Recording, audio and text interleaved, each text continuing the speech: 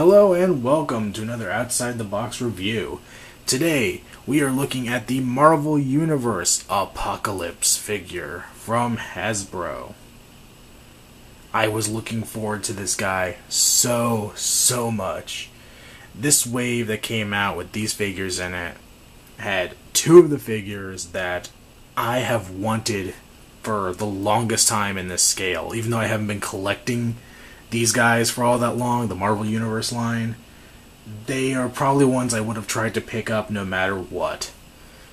Back in the early 90s, when I was in elementary school, and I had like tons of the Toy Biz early X-Men figures, and even X-Force, I guess, too, if you want to count that.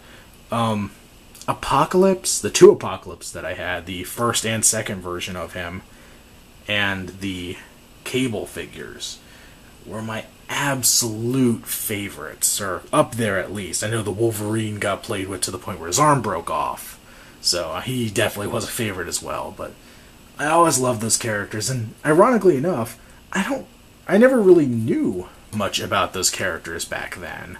I hadn't really read about them much in the comics at all. I don't think I owned a comic book with either character in it, but I just thought they were so neat, and it made me so happy to get Apocalypse in this scale.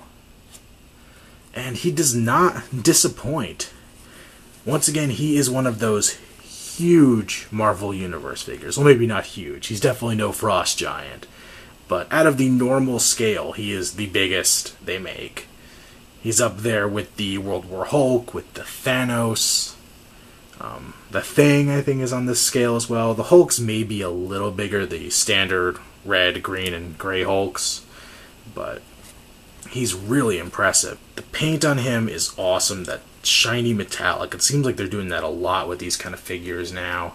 Is little bits of metallic along with a flatter color, and just gives it a more realistic, or comic booky maybe, look. His boots are all shiny metallic blue. The sculpt is just awesome. From what I've heard, this is his X-Force, X-Factor, X-something, not X-Men costume. So it's different than the Toy Biz figure I had back in the day, which had the big A on his belt buckle and some different things on it, and some different hoses on the back. But I almost wish, just for my nostalgia of the old figure, they would have gone with the extendable joints, or you could pop his arms off and put stupid crap in place of them. I don't even know if he does that ever in the comic, but it's just making me nostalgic for the old figure that I have sitting somewhere in my parents' house. But let's get into Apocalypse himself. We'll start with articulation. He has a ball-jointed head. It doesn't do much in the up and down department, mostly because of the head sculpt, but also because of this piece around his neck. He has the mid-torso swivel and slightly up and down. The arms, he can bend at the elbow, rotate at the wrist, go out at the shoulder, rotate, and he can kind of go forward, but these hoses limit him. Now fortunately, these shoulder pads are soft, so you can kind of move the shoulder pad out of the way and get his hand out there, but then the shoulder pad is askew. But as you can see here, those hoses are really at their limit. I was actually a little disappointed initially moving the hand. I thought maybe, because of this mark here, that the hands might have actually been ball jointed, but no such luck. You could see the hoses. These ones aren't going to really affect anything for you, but these guys here, they could have been a little longer to give him a little better range of motion in the arms, I think. Going down to the waist, he has the standard Marvel Universe joint at the hips, swivel in the upper legs, bend the knee at 2 points, rotate the foot, and somewhat bend the ankle, kind of limited by his boot here. Apocalypse also does come with the standard display stand, and that is somewhere where I'm not quite sure where it is right now. So that will not be featured in this review, but it is the standard Marvel Universe figure display. It just says Marvel with his name and number on it. And the main reason I've kind of put it aside and don't know where it is is because he won't stand on it worth a crap. You can get one foot in the peg, but what's the point with a figure stand when the figure has huge feet and doesn't need it at all?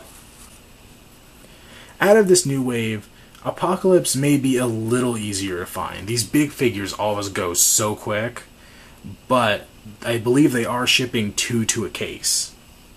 So, when your stores get these in, there should be 2 Apocalypse available, which is more than we could say for somebody like Cable. I believe the first appearance Wolverine is the other figure that shows up in doubles. But I would say if you hear this thing's hitting your shelves at your store, you may already be too late by the time you get there. From what I've seen, there's been nothing but chaos and aftermath after these waves hit the shelves now, and they are really cool figures, especially one like this Apocalypse.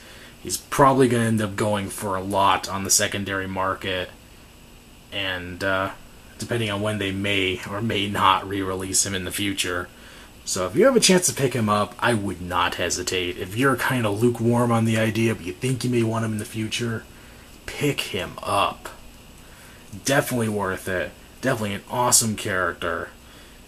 Trying to keep my bias for the fact of Apocalypse being in a figure form down a little bit, but I can't help it. Like, this is probably one of the coolest figures I've picked up in the Marvel line, and I can't recommend him any higher. This has been Outside the Box Reviews, and there will be more reviews coming soon.